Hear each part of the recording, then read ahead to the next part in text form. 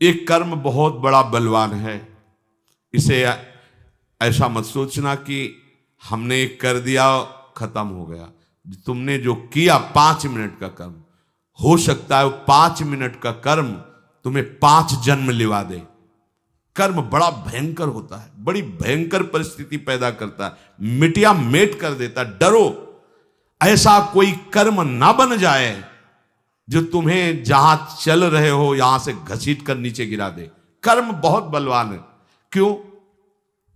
पहला इसका प्रभाव होता है बुद्धि का अपहरण करना। सबसे पहला प्रभाव होता है जो आपने असत कर्म किया है, कोई और नहीं, तुम्हारी बुद्धि का अपहरण करके पहले वहीं ले जाया जाएगा जहां तुम्हें दंड भुगताना है। तुमसे वैसे बुलवा दिया जाएगा, तुमसे वैसे करवा दिया जाएगा जैसे तुम्हारी दुर्गति होगी, जैसे तुम्हारा अपमान होगा, जैसे तुम्हारी निंदा।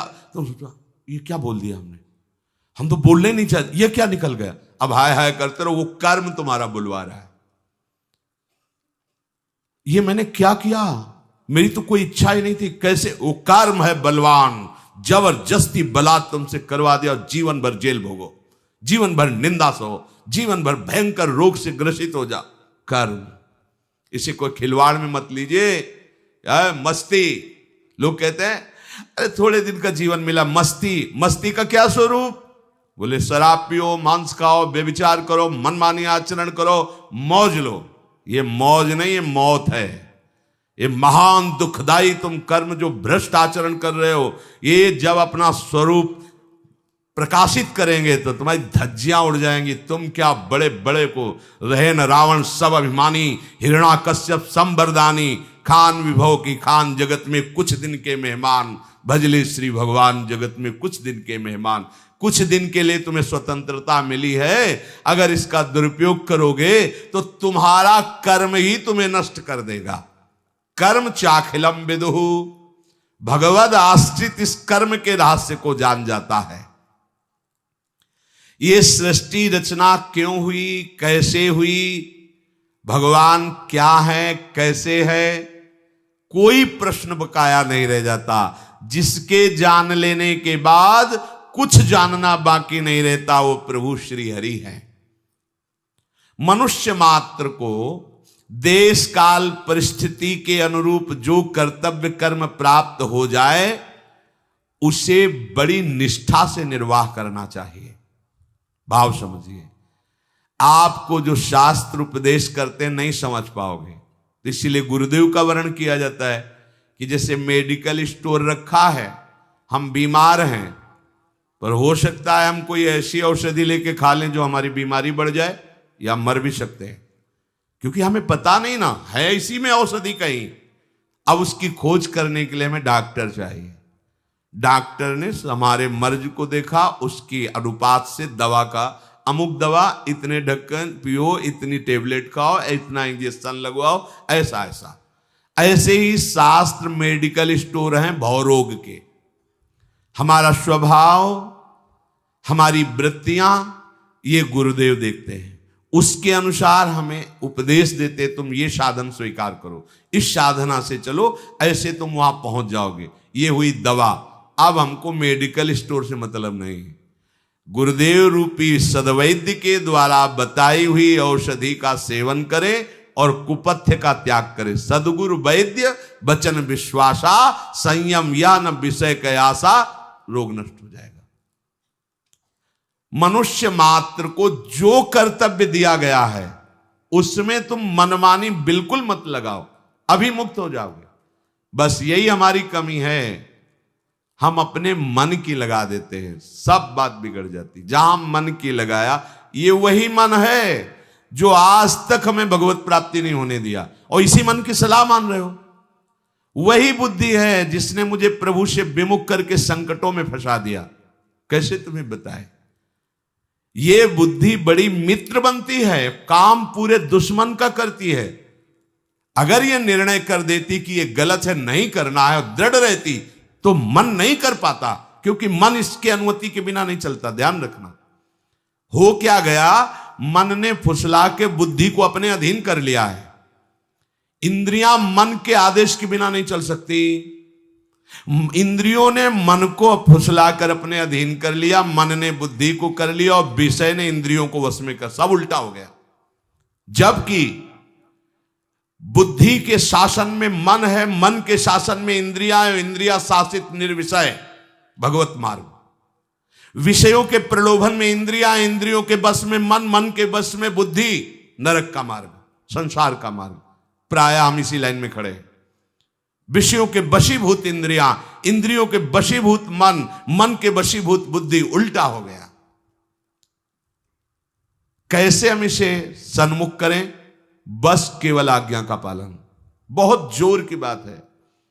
संतों को अपने प्राणों से भी ज्यादा प्रिय सिद्धांत लगता है। अगर उनके अनुभूत सिद्धांत को मान लो तो तुम प्राणों से भी अधिक प्यारे हो जाओगे। एक पूछ रहे थे कि गुरुदेव को शिष्य सतत चिंतन करने की चेष्टा करता है, क्या गुरुदेव भी कभी कभी अपने शिष्य का चिंतन करते हैं कि नहीं? ऐसा प्रश्न किया था। यद्यपि वो अपने भाव से कर रहे थे। बच्चा जब भूख लगती है तब मां की याद करता है, और वो खेलने में अगर मगन है तो मां की याद नहीं रहती। लेकिन मां वो खेल भी रहा है, कार्य भी कर रही, तो एक दृष्टि बच्चे पर ही रहती है। ये एक वात्सल्य का नमूना है। मां तो मोहग्रस्त है और गुरुदेव तो समत्व को प्राप्त ज्ञान निधि हैं। गुरुदेव की दृष्टि क्या तुम्हारे तक नहीं पहुंच रही है? तुम जो चिंतन करते हो वो चिंतन करते हैं इसलिए कर पा रहे हो। तुम्हारे अहम में इतनी सामर्थ्य नहीं है। अगर तुम हरि का चिंतन कर रहे हो तो हरि तुम्हारा चिंतन कर रहे हैं, इसलिए तुम्हारे अंदर चिंतन आ रहा है। हरि की याद आ रही, प्रियाजू की याद आ रही, प्रियाजू आपको याद कर रहे हैं। गुरुदेव की दृष्टि हर समय अपने शरणागत पर होती है, पर समझ जाए तो निहाल हो जाए। समझ कब पाएगा? जब गुरुदेव के सन्मुख रहेगा। सन्मुख का मतलब सामने खड़े रहना नहीं, उनके सिद्धांत पे चलोगे तो हजारों कोस दूर होने पर आपको अनुभव होगा गुरुदेव हमारे संग हैं। आपको अनुभव होगा, केवल कोरी भावना नहीं, आपको अनुभव, ओ गुरुदेव साथ बचा लिया। एक एक वृत्ति को बचाते नजर आएंगे, बाहर नहीं अंदर भी। ये वृत्ति जा रही थी विषय में, कैसे बचा लिया? एक एक वृत्ति को भगवदाकार गुरुदेव की कृपा कर देती है। उपासक को किसी भी देश, किसी भी समय, किसी भी परिस्थिति में अपने प्राप्त कर्तव्य का त्याग नहीं करना चाहिए। प्राप्त कर्तव्य जो आज्ञा हुई है, सच्ची मानो बस आज्ञा पे कोई भाग्यशाली चल पाता है, नहीं चल पाते। खाना पीना, समय व्यतीत करना, पड़े रहना ठीक है, जीवन यापन हो रहा है, लेकिन आज्ञा पर अगर आज्ञा है कि पड़े रहो तो पड़े पड़े ही तुम्हें भगवत प्राप्ति हो जाएगी। आज्ञा पर जीवन, ये बड़ी दुर्लभ बात है। आज्ञा मानना बहुत दुर्लभ बात है। कर्तव्य कर्म जो तुम्हें प्राप्त हुआ है, कोई भी उसमें फलासक्ति की भावना न रखो। इसका क्या फल होगा? बोले यहां गेट में खड़े रहो, इसका क्या फल होगा? इससे अच्छा है ये 2-2.5 घंटा सत्संग में व्यतीत करेंगे ना, तो हम परिक्रमा लगा के आ जाते, फिर खड़े मिल जाएंगे। नहीं, गलत हो गया। कहा खड़े रहो तो बस खड़े रहो जब तक वो तुम्हारी तरफ दृष्टि न दे दे। पर ऐसा धैर्यवान वही हो सकता है जो बिका हुआ है, और ऐसे बिके हुए उपासक के अंदर ये आ ही नहीं सकता कि चलो अमुक शुभ कर्म कर लेते हैं। नहीं, आज्ञा से बढ़कर कोई शुभ कर्म नहीं। अगर कहीं उसमें फलेच्छा कर ले तो बांधने वाला कर्म बन जाएगा। फलेच्छा नहीं की आज्ञा पे तो वही कर्म उसे जीवन मुक्तता की तरफ ले जाएगा। ये रहस्य है। अपनी लगा दी तो वही कर्म जो जीवन मुक्तता की तरफ जाने वाला है वो बांधने वाला बन गया, और आज्ञा पर है तो वही बांधने वाला कर्म दिखेगा पर जीवन मुक्तता की तरफ चला जाएगा। कर्मों के साथ हमारा अपना कोई संबंध नहीं, केवल आदेश कर्तव्य कर्म का पालन निर्लिप्तता पूर्वक। निर्लिप्तता तभी हो सकती जब आज्ञा पालन। ये आप अमुक कार्य क्यों कर रहे हैं? गुरुदेव की आज्ञा है या शास्त्र आज्ञा है, तो इसका क्या फल होगा? हमें फल से क्या मतलब? आज्ञा है उसका पालन कर रहे हैं बस। ये सच्चे उपासक का हृदय होता है। जो अनन्य भाव से केवल आश्रित होता है उसका प्राकृतिक क्रियाओं से कोई मतलब नहीं होता।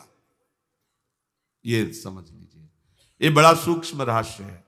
किसी भी पदार्थ और व्यक्ति से कोई मतलब नहीं होता, क्योंकि भगवत आश्रित है। तो बोले होते हो फिर एकदम एकांत गुफा में बैठा, नहीं, लाखों की सभा में रहते हुए भी, समाज में रहते हुए भी किसी से कोई संबंध नहीं, सबकी सेवा करते हुए भी किसी से कोई संबंध नहीं, क्योंकि संबंध तो प्रभु से है और उन्हीं की आज्ञा का वो पालन कर रहा है, तो मात्र दृष्टि केवल प्रभु की तरफ होती है। ये रहस्य ठीक तरह से समझ में आ जाए, सब बात बन जाए। सब क्रियाएं, सबसे मिलना, व्यवहार करना, सब पदार्थों के बीच में रहते हुए भी उसकी कोई भी बंधन वृत्ति नहीं होती। ना कोई पदार्थ बांध सकता है उसे, ना कोई व्यक्ति, ना कोई क्रिया, ना कोई विषय। क्यों? क्योंकि उसकी आंतरिक वृत्ति भगवद आश्रय में होती है। ये प्रभु की प्रसन्नता के लिए कर रहे, ये अपने गुरुदेव की आज्ञा पालन के लिए कर रहे हैं। क्रियाओं का आरंभ और अंत होता है, आरंभ और अंत वाली क्रियाओं से अनंत को नहीं प्राप्त किया जा सकता। पदार्थ उत्पत्ति और विनाशशील है, उत्पत्ति और विनाशशील पदार्थों से अविनाशी को नहीं खरीदा जा सकता। रुपए से, सोना चांदी से, 56 भोग से प्रभु को खरीदा जा सकता है क्या? नहीं खरीदा जा सकता। तपस्या से नहीं खरीदा जा सकता, भजन से नहीं खरीदा जा सकता। हमने इतने लाख जप किया, चलो श्री कृष्ण ऐसा नहीं। बड़े बड़े भजन आनंदी अगर प्रभु को खरीद पाए हैं तो रोते हुए खरीद पाए। दैव्य होकर पुकारा, हे नाथ, आठों पहर उन्हीं की व्याकुलता पूर्वक चिंतन वृत्ति में अहम की गंध नहीं, प्रभु अधीन हो गए। कबीरा हंसना छोड़ दे रोने से कर प्रीति, बिन रोए किन पाइया प्रेम प्यारा मीत। ये रोना नाटक नहीं, ये हृदय की आर्त पुकार होती है। ब्रह्मलोक तक की कोई भी क्रिया, कोई भी पदार्थ सत्य नहीं है, मायाकृत है। अतः भगवद आश्रित उपासक का किंचन मात्र लोक लोकांतर की प्राप्ति कराने वाले कर्म या भोग से कोई संबंध नहीं रहता। ये बड़े आनंद की बात है। हमारा कर्मों से कोई संबंध ही नहीं है, क्योंकि हम केवल आज्ञा पालन करते हैं। अगर उसका कोई फल, कोई बंधन, कोई, वो आज्ञा देने वाले जाने। हमारा तो सिर्फ यंत्रवत आचरण करना, अभी जीवन मुक्त, अभी